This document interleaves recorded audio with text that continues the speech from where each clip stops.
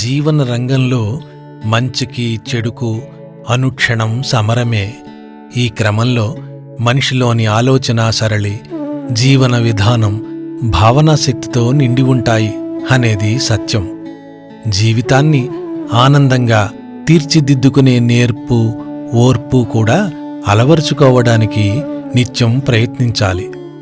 సాధన పాటవ ప్రజ్ఞకు పదును ఈ రెండు పార్శ్వాలుగా ఉంటూ జీవన గమనాన్ని సాగిపోనివ్వడమే ధ్యేయంగా గట్టి నిర్ణయంతో ఉండి తీరాలి.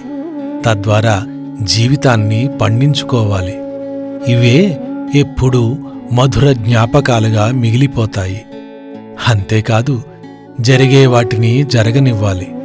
వాటిని నిశ్చలంగా ఆహ్వానిస్తూ కలిగే పొందే మార్పులన్నింటికీ సమతుల్యంతో ఆహ్వానం పలకగలగాలి. నమ్మకంతో ఎదుర్కోగల శక్తిని తప్పక ధైర్యంగా నిబ్బరంగా పుంజుకోవాలి.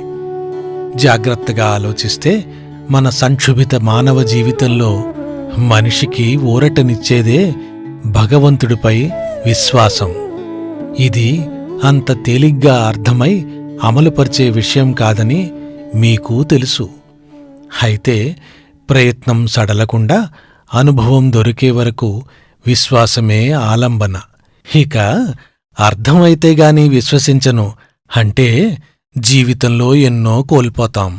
అటుపై అర్హత దరిదాపులకు దగ్గరగా కూడా వెళ్లగలమో లేదో. పరిశీలన మీదట ఏకాగ్రత, సదాలోచన వల్లనే నైపుణ్యం, సాఫల్యం లభించగలవు.